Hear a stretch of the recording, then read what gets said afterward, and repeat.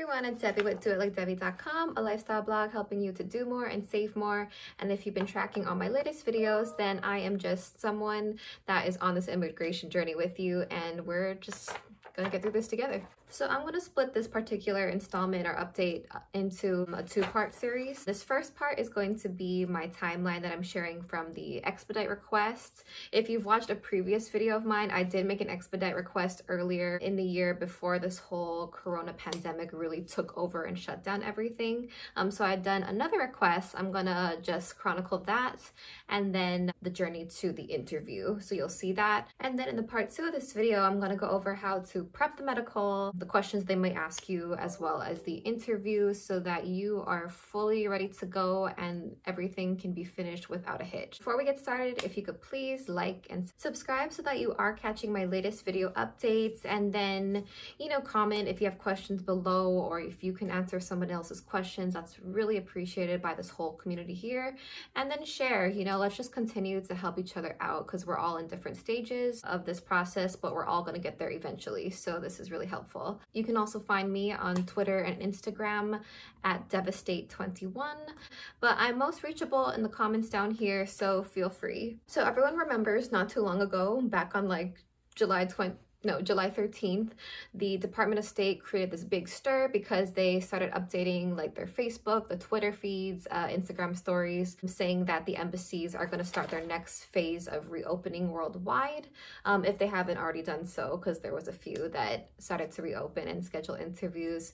But ever since then, I think July 15th was like that restart and the reopening. Just a note, not every single embassy has actually reopens. That was the Department of State saying that they would plan to reopen.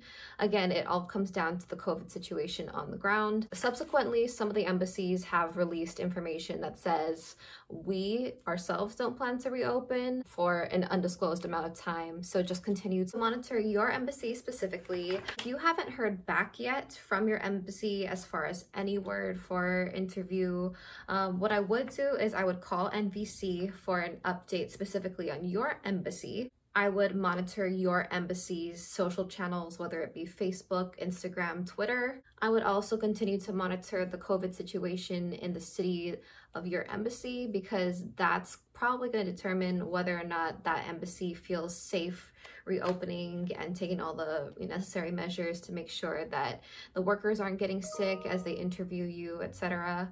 Just search on the visa journey threads and Facebook groups to see if anybody from your embassy has also updated with any news of them getting an interview, or that they got any kind of communications back from the embassy that you're processing through. That way you kind of get like a feeler for what the movement is. Okay, so for my timeline, on July 9th, I sent another Expedite request. So earlier in the year, again, if you watch my video, I had done an Expedite request for humanitarian reasons.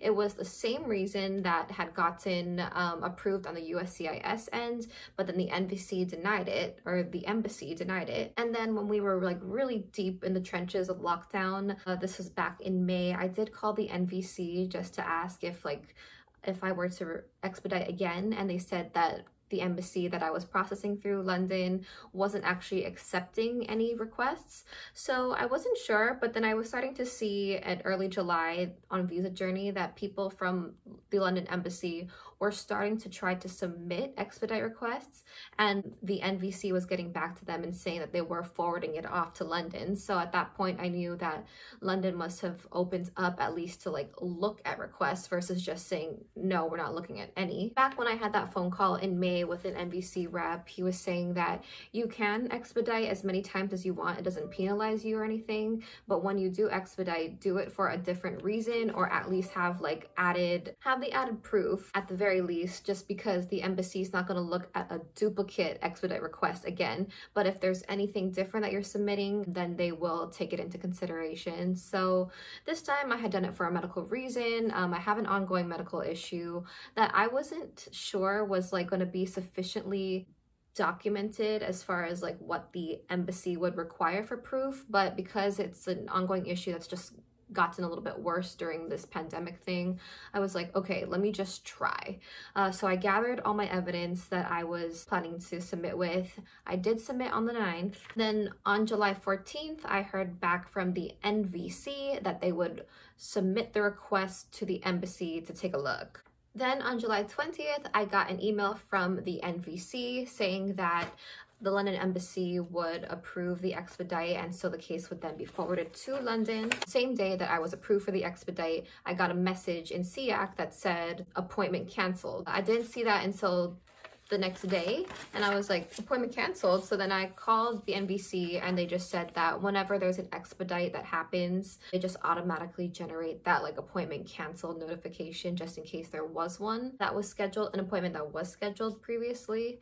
That's just the automated system. If that ever happens to you, don't freak out. If you didn't have an appointment, obviously there's no appointment that then got canceled that you didn't know about. Then on July 21st, my husband called the visa medical office in London to make his medical appointment, and I had told him just schedule it for, you know, earliest available, which turned out to be the next day. So he did schedule it for that.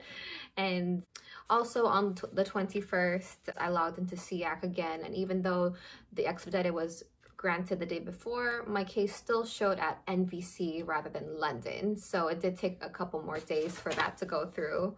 Actually, the next day, the same day, the 22nd that my husband had the medical exam, the case then showed in SEAC as it went to London. And then on the 23rd, the portal opened up, so we were able to actually schedule the interview ourselves online.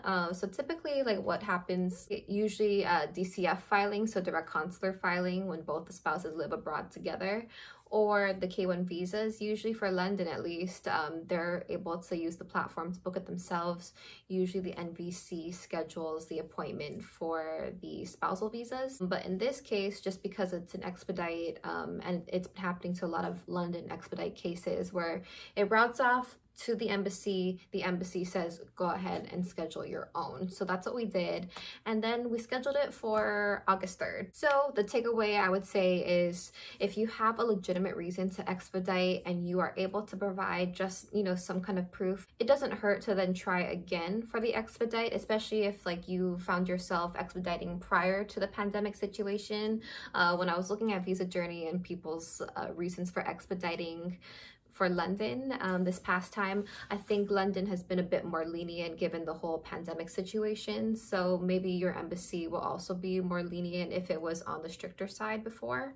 So again, doesn't hurt to try. And just remember, you make the expedite request with the NVC. So you email the NVC, and they will go ahead and route it off to the embassy, who is the ultimate one that makes the decision yes or no, and then we'll notify the NVC to then notify you.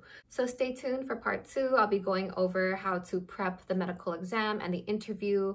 I'll be giving all the questions that my husband was asked in the interview, so that way you can, you know, prep your interview and your exam. Hopefully it can help you prep to the best of your abilities. And once again, if you could please comment, like, subscribe, share if you have other people too that you also know are on this immigration journey with you and with us. That way we can all just track each other's updates, and I will see you all in the next video.